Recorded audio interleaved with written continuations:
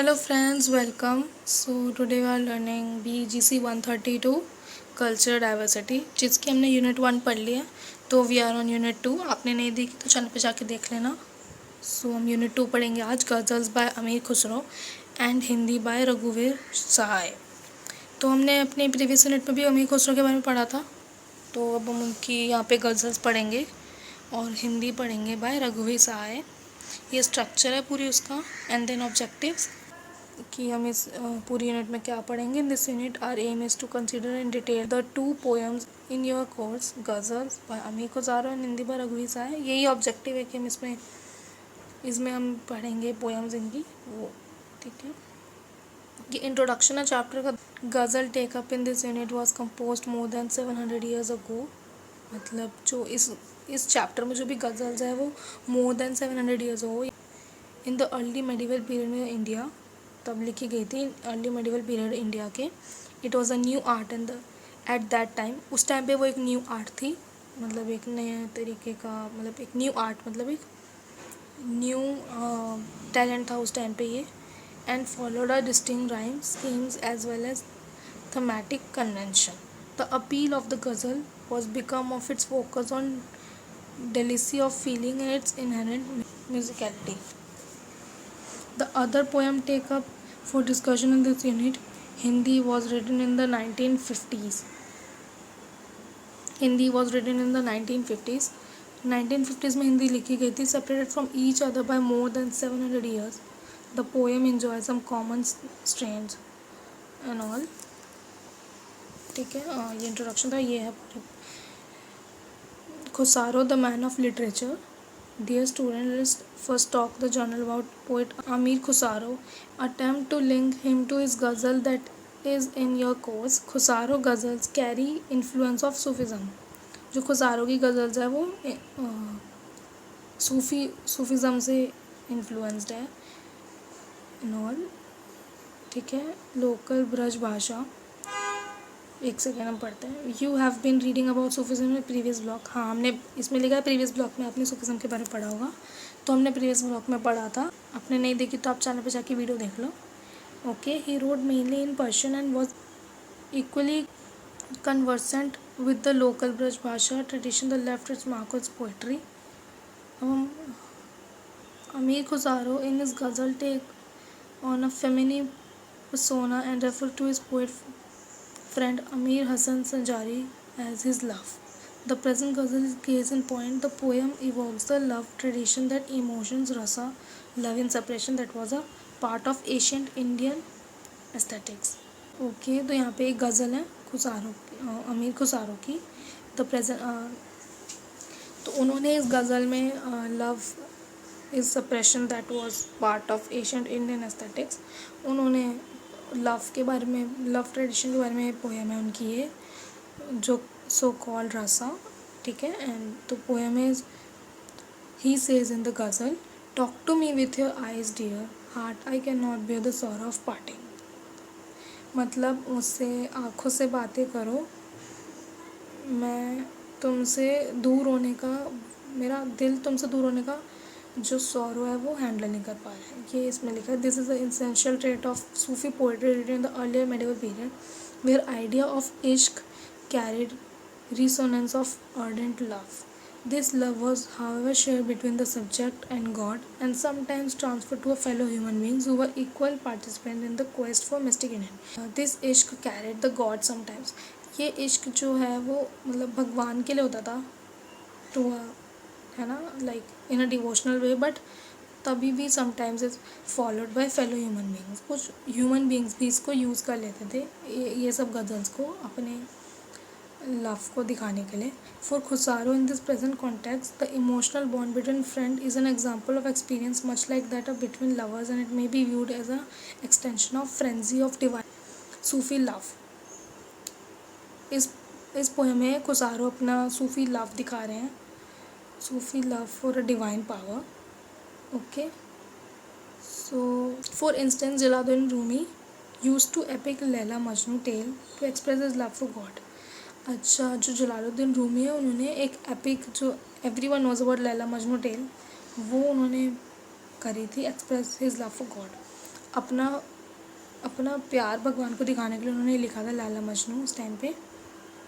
Associate with this love also find expression here the idea of self-annihilation known as fana and suffering that is dear to Sufi saints to borrow by Amir Khusro. अच्छा, वो time पे उन्होंने ये भी लिखा था फना मतलब self aviation. तो ये सब पढ़ लेना है, पूरा चैप्टर है, आप इसको एक बार ही पढ़ लेना. हम पढ़ेंगे तो वीडियो बहुत लंबी हो जाएगी, फिर भी हम थोड़ा थोड़ा पढ़ते हैं जितना हम पढ़ सकते हैं. मेरे को ज़्यादा लंबी वीडियो नहीं बनानी है तो इसलिए मैं ज़्यादा नहीं पढ़ रही हूँ. आप अपनी बुक में से पढ़ोगे अगर तो आपको समझ में आ जाएगा. We are just taking overview of it. तो अभी हम ये अमीर खुसारो की गज़ल है. Forget me not the sorrowful, talk me with your eyes dear heart, I can not be the sort of parting, keep me well with in your heart, longest is the night of parting, the day of love is short is life, if I see not my love woe friend I can speak dark nights to grieve. ये पूरा love affections के बारे में ही है. For God translate from Urdu by Ahmed Ali. ये अहमद अली ने translate करी है, उर्दू में लिखी थी ये, जिसको इसमें इंग्लिश लैंग्वेज में ट्रांसलेट करा है. इंटरप्रिटेशन इस लैंग्वेज की see what the poem poet observes in the beginning. मतलब पोइट क्या ऑब्जर्व कर रहा है बिगिनिंग में. He becomes one with the male lover and tells the women that she was become forgetful of late and that there is something that engage her mind. वो इस poem में अपने आप को एक मेल लवर दिखा रहे हैं और फीमेल लवर से कह रहे हैं कि become forgetful of late and that there is a something that engage in mind. What can it be? We are made to think that preceding the situation, the woman has lost interest in the immediate surroundings, but she at least can speak with her eyes, since it's certain situations. ये पूरा poem का interpretation है. पूरी poem का क्या meaning है ये पूरा वही लिखा है, क्या उसमें वो कहना चाहते हैं. एंड देन ये Khusro poems is a composition in a classic mode. Composition in a classic mode उनका है खुसारो पोएम का. And viewing the poem as a ghazal. Okay, ये भी पूरा Application of translation. While engaging with this poem, we are consecuting the translation from original Urdu into English. मतलब वही पूरे poems उनकी जो भी गज़ल थी वो सब उर्दू में लिखी थी, जो उसको ट्रांसलेट इंग्लिश में करा है.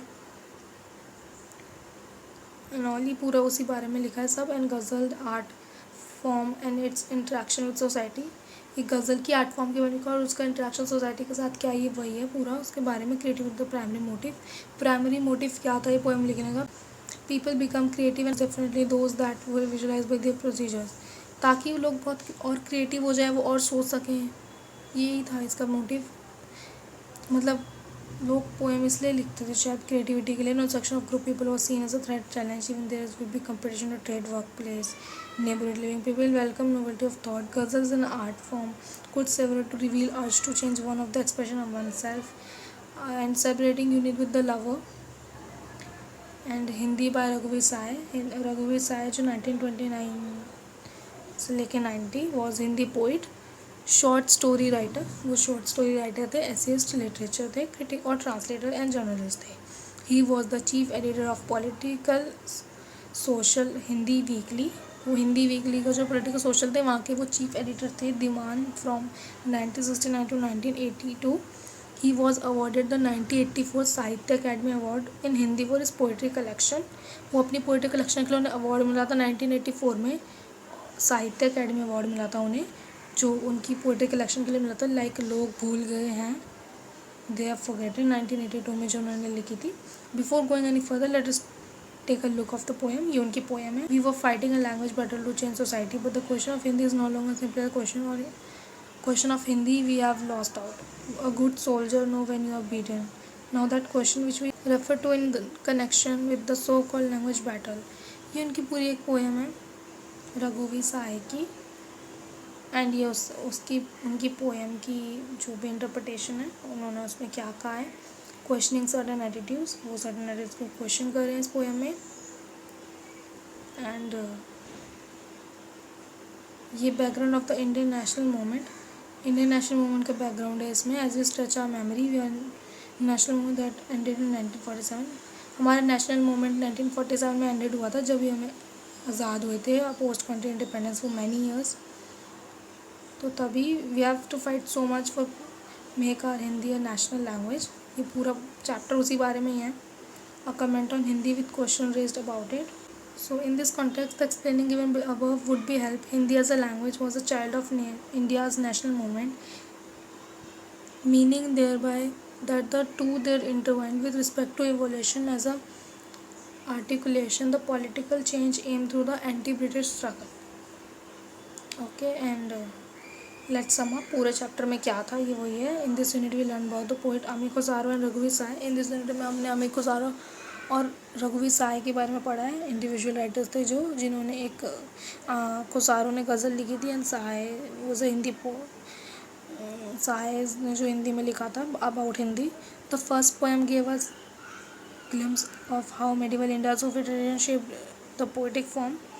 जो हमारी फर्स्ट गज़ल थी वो मैं ये बताती है कि कैसे मेडिवल इंडिया ने सूफी ट्रेडिशन शेप्ड, मतलब कैसे how medieval India Sufi tradition जो था वो शेप्ड हुआ पोएटिक फॉर्म में. This help us understand the nature of love longing in the earth medieval period. And रघुवीर Sahay dealt with the question language and its political as well as the cultural role in the post independence period. कि जो independence होने के जो पहले का time था वो सब पे बारे में उन्होंने क्वेश्चन करा है. ये सब क्या होता था वो टाइम पे. ये कुछ एक्टिविटीज़ है. एक ग्लॉसरी है लाइक मैंने आपको लास्ट चैप्टर में बताया था. It's very important to learn. Like fana मतलब क्या होता है, merging of the self with the emotion. इश्क मतलब love intense of many hues mainly.